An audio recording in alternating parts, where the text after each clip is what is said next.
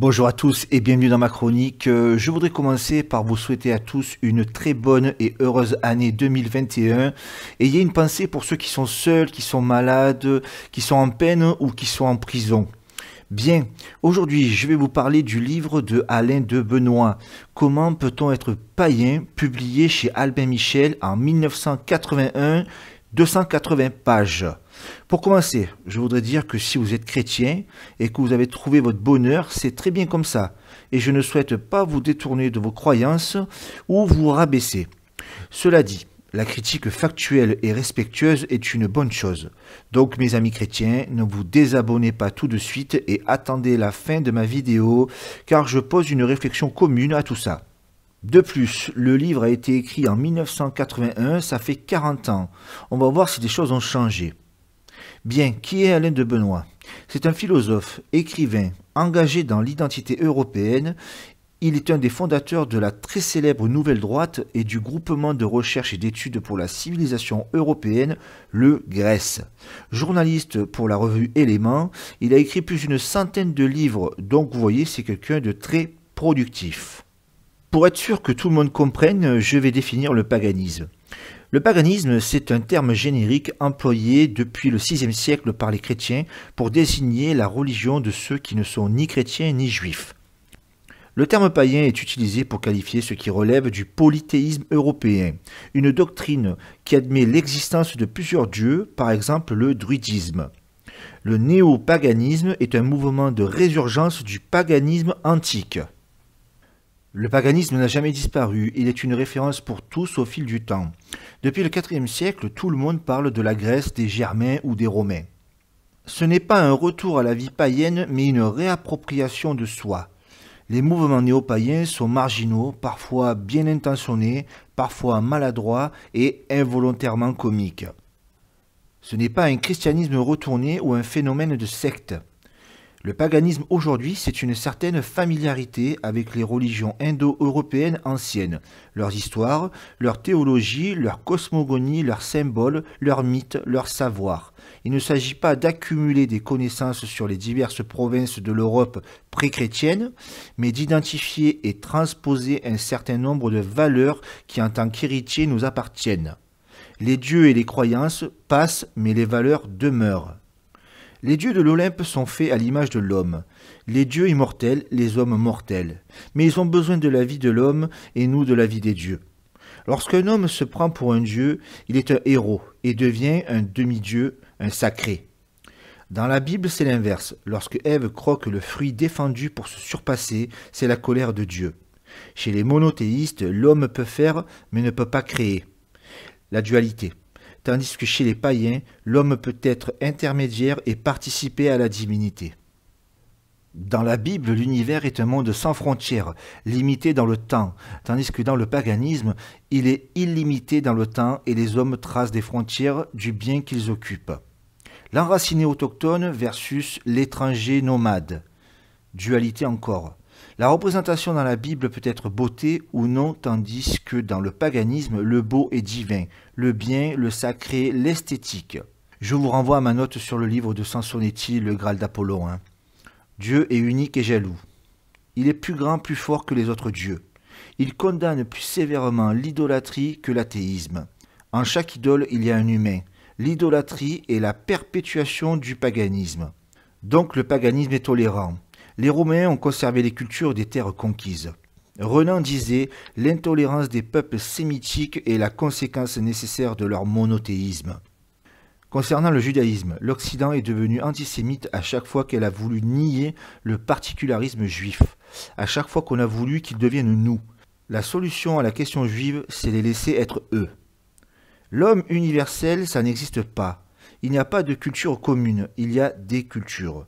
La paix universelle fait d'un opposant un coupable, qui au nom de la morale universelle doit être éliminé.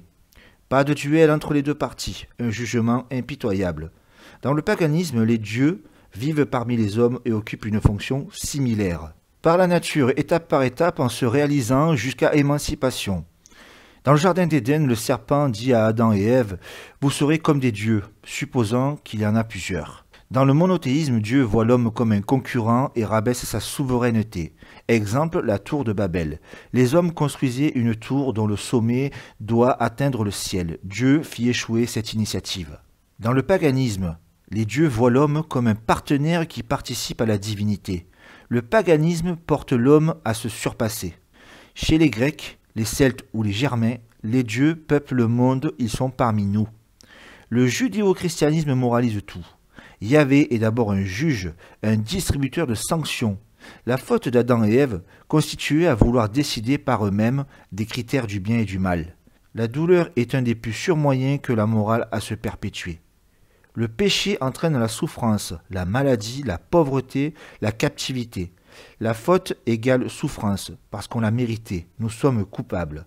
Cette morale du ressentiment fait accepter le croyant à un échange d'espoir, d'égalitaire au nom de justice coagulant en amour. Une telle morale est un système à fondre les énergies. Le communisme s'est débarrassé de la religion pour en prendre le messianisme, le prolétariat, cette classe élue. Le païen rentre en religion lorsqu'il assiste ou pratique les rites. Le paganisme exalte les pulsions, le monothéisme les étouffe. Les grands dieux ont été plus violemment combattus. Les petits se sont fondus dans le monothéisme. L'homme européen a changé le christianisme initial, l'hybridation au fil des siècles. La Trinité, qui veut dire Dieu en 3 personnes, viendrait des Indiens védiques appelés Trimusti. Pour les curieux, c'est page 234 du livre. Les paysans ont fait du Christ un barbu travaillant comme eux. Le paganisme est tolérant tandis que le monothéisme qualifie de blasphématoire la manière de placer un autre Dieu au même niveau que le Dieu suprême. Dieu est infiniment bon. Le christianisme repose sur le dogme que l'innocent paye pour le coupable. Dans le paganisme, le Dieu peut être répudié s'il faillit. Un Dieu qui donne la liberté de faire le mal, est-il vraiment moral ? Le christianisme s'est implanté dans l'Europe par déliquescence du paganisme. Donc finalement, la tolérance qu'on reproche aux chrétiens est la même faute chez les païens. Voilà la conclusion commune aux païens et aux chrétiens. L'islam arrive comme le christianisme en Europe. Les chrétiens tolérants vont se faire balayer par les musulmans. Il n'y a qu'à regarder dans les pays du Moyen-Orient la condition des chrétiens.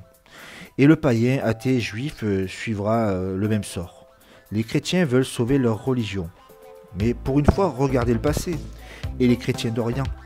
Vous verrez, vous serez les chrétiens d'Occident. J'entends certains chrétiens vouloir faire alliance avec les musulmans et être très virulents avec les païens, leurs frères ethniques. J'entends même qui me disent « sauver les blancs sans le christianisme, c'est pas la peine ». Mais si vous ne sauvez pas l'héritage biologique, alors vous pouvez dire adieu à votre religion. Je sais, vous me direz que vous n'avez pas peur des lions dans les arènes. Mais tourner le dos à ceux qui sont prêts à vous aider, c'est vraiment étrange. Le nationalisme est quasiment mort. Le communautarisme monte avec le cosmopolitisme de la société multiculturelle. La France, telle que vous la connaissez, ne sera plus. Il faut vous rendre à l'évidence et en tirer les conclusions. Une communauté chrétienne peut émerger parmi les autres communautés. Partout en Europe, je vois des communautés païennes qui montent. Voilà aussi l'évolution depuis le livre d'Alain de Benoît. L'islam monte, le christianisme baisse et le paganisme monte.